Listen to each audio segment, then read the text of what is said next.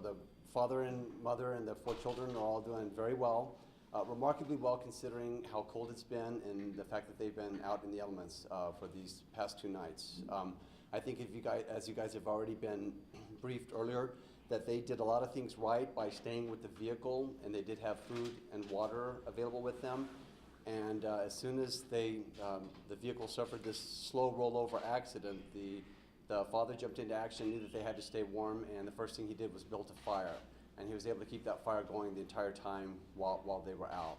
And I think that really prevented any serious medical problems for them to develop. They do have some exposure and understandably dehydration issues. It's very hard to stay very well hydrated out here in the elements. The air is very dry.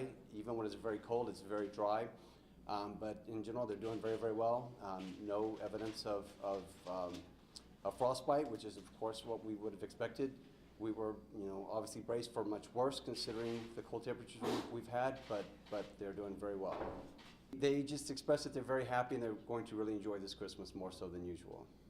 Again, they were just kind of driving around playing in the snow and started sliding down the hill, and they said it was like in slow motion where it just kind of went down and just rolled over on its top. Everybody was restrained, so there's no significant injuries related to that. The injuries are more just from being out in the extreme cold for the last 2 nights.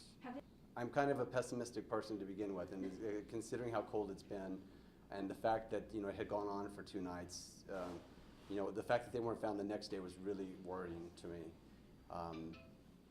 So this was really good news today. One of the things that worked in their favor is they were out for the day to play in the snow, so they had very heavy winter clothing with them, and they were able to get the fire going. So I think if it was someone who maybe didn't have that type of clothing available with them, they could have been in a lot more trouble. The fact that they didn't have the car engine available to keep them warm, since the vehicle was upside down, but they were still able to build a fire, that definitely worked in their favor. Some of them may be going home tonight, but we're definitely be keeping an eye on them for a few hours to make sure that they're stable and doing well, and there's not any unforeseen problems that haven't presented themselves yet.